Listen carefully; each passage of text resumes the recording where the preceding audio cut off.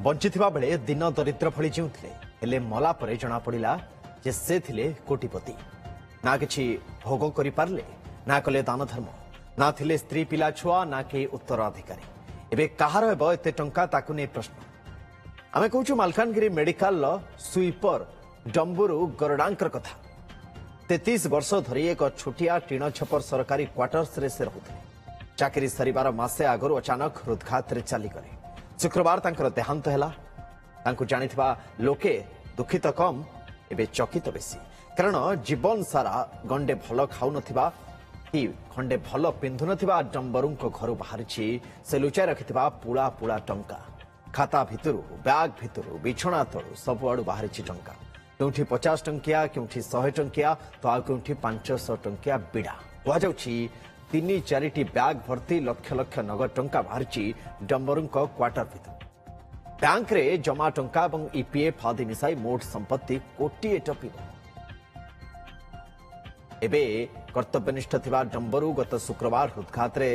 शिकार हेबा परे तांको मालकानगिरी मुख्य चिकित्सालय रे भर्ती करा जायतिला एवं चिकित्साधीन अवस्था रे मृत्यु हेबा परे तांकर दूर संपर्क को टका जाय पुलिस उपस्थिति रे घरर चाबी खोलिबारु सामना को आसितिला टंकार ए कुमार डंबरूंकर कई सीधासळख उत्तराधिकारी नथिबारु एबे ए टंका कहा पाखु जिवो ताहा चर्चार विषय पलटिछि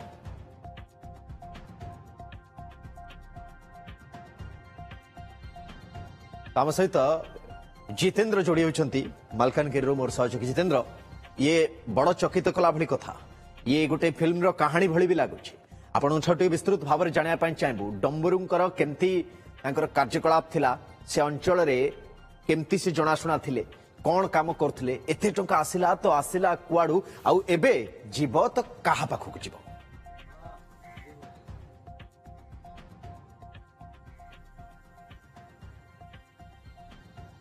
निश्चित भाव सुनंदन आम बर्तमान अच्छु से डंबुरु सरकारी बासभवन देखिए सरकारी क्वार्टर जो टीण घर नुआलिया टीण घर से रोते दीर्घ 30 वर्ष ऊर्ध धरी यही घर रोते घर भितर को जावा देखिए बर्तमान ये घरे करेन्टर बोर्ड अच्छी लाइट लगी किंतु डंबुरु केबे भी विद्युत संजोग ए घरे नहीं ना अर्थात सरकारी क्वार्टर जो रिपेयर करागला से बोर्ड लगागला फैन लगागला किंतु से विद्युत संजोग नहीं ना एभली भाव से जीवन काटुले एठी 30 वर्ष ऊर्ध्व समय धरी से काटुले डंबरुंकर नुआ नुआ सार्ट मध्य 2-3टी पड़ी किंतु से गोटे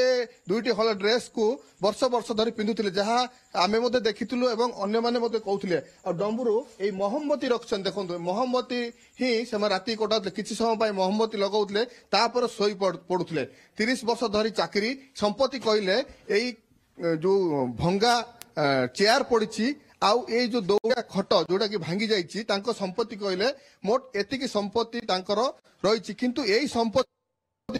लक्ष लक्ष टंका से रखिथिले अर्थात चाकरी जीवन रे से लक्ष लक्ष टंका रखिथिले एठी ना विद्युत संजोग नैथिले ना कोनोसी रोसई करथिले घरे मध्य से खाउ नथिले कि एठी पड़ोसी अछन प्रथमे तांको प्रतिक्रिया टिके नै जिबा कोन कहबे पड़ोसी हिसाब रे डंबुरुकर चाली चलन कि भलिथिला डंबुरुर चाली चलन भल थिला किंतु केबे से रोसई करू नथिला घरे आउ से घरे भी केबे करेंट नहीं नथिला सेमती बहुत कष्ट रहउथिला पड़िसा घरे भी गोटे नानी होती कहला करेंट मु फ्री रे देबी तुम गोटे फैन आनो नाइ भाई ना पैसा पत्र खर्च होई देबो मु फैन फैन किनबी ना एमती आका सही जीबी क्या पे केंति करथिले होटल रु केबे राती 12 रे घंटे बेले खाइ कि नाइबो नाले खरा बेले टिके पकुरी खाइबो नाले पाव रोटी खाइबो एमती खाइ कि ना रहउथिले निश्चित भाव में कोटी कोटी टंका थिला लक्ष लक्ष टंका थिला किंतु से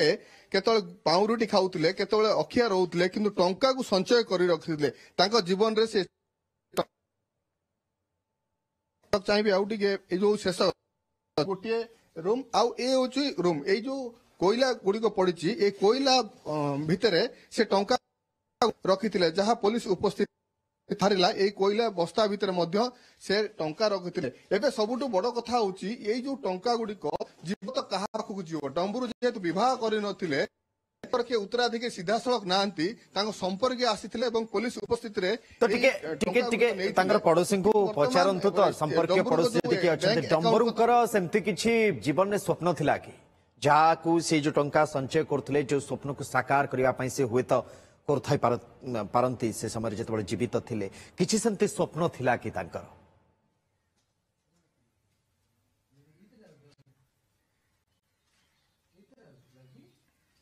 ନିଶ୍ଚିତ ଭାବରେ ତାଙ୍କ ପଡୋଶୀଙ୍କ ପ୍ରତିକ୍ରିୟା ନେବା ଯିଏକି 30 ବର୍ଷ ଧରି ତାଙ୍କ ପଡୋଶୀ ହିସାବରେ ରହୁଥିଲେ ତାଙ୍କ ପ୍ରଶ୍ନଟି ତାଙ୍କୁ ପଚାରିବା କଣ କହିବେ ଡମ୍ବୁରୁ ଯୋଉ ଟଙ୍କା ରଖିଥିଲେ ତାଙ୍କର କିଛି ସ୍ୱପ୍ନ ଥିଲା କି ଟଙ୍କା ରଖି ସେ କାହାକୁ ପାଠ ପଢେଇବେ କିମ୍ବା ଅନ୍ୟ କଣ କାମ କରିବେ ଟଙ୍କା ସଞ୍ଚୟ କରିବା ପଛରେ କିଛି କାରଣ ଆପଣଙ୍କୁ କହିଛନ୍ତି କି ନା ସେମିତି କିଛି କହିନାହାନ୍ତି କହିଲେ ଆମେ ପଚାରିଲୁ ଡଙ୍ଗରୁ ଭାଇନା ତମେ ଏମିତିରେ ରହୁଛ ତମର ପରିବାର କେହି ଆସୁନାହାନ୍ତି କିଛି ନାହିଁ ଆଉ ତମେ ଅନାଥ ଆଶ୍ରମ କଲେ ଟିକେ ଦିଅ ଏତେ ଟଙ୍କା ପଇସା କଣ କରବ ତମର ତ କିଏ ଭାଇ ନାହିଁ ଭଉଣୀ ନାହିଁ କେହି କିଏ ମିଶା ଆସି ତମ ଘରେ ରହୁନାହାନ୍ତି କି କିଛି ନାହିଁ ତମେ ଆସିକିରି ଯେ ଟଙ୍କା କଣ କଣ କରିକିରି କୋଉଠି ରଖିଲ କଣ କରଲ ପଚାରିଲେ ମିଶା ଆମେ ଭାବୁଥିଲୁ ଯେ ଆଖପାଖ ପଇସା ପାଖରେ ନାହିଁ ନଥିବ ପରା ଏଇ ପାଖରେ ବସିବେ ଖାଲି ଦୁଃଖ ସୁଖ କଥା ହେବେ ଆଉ ଲୋକ ହିସାବରେ କେମିତି ଥିଲେ ଲୋକ ହିସାବରେ ବେଶୀ ଭଲ ଥିଲା ବହୁତ ଭଲ ଲୋକଟା ଥିଲା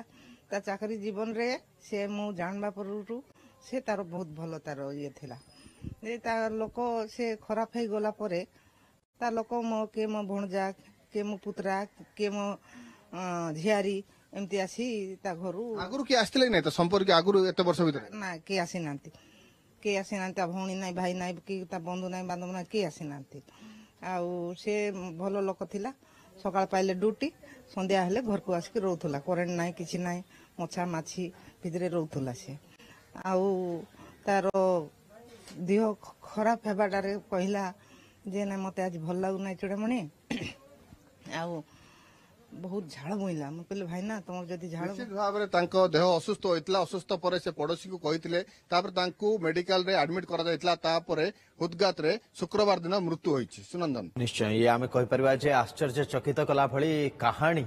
ଅଜବ ଟଙ୍କା ସଞ୍ଚୟରେ ଇଏ ଗଜବ କାହାଣୀ ଦର୍ଶକ ବନ୍ଧୁ ବହୁତ ବହୁତ ଧନ୍ୟବାଦ ଜିତେନ୍ଦ୍ର ତମାମ ସୂଚନା ପାଇଁ।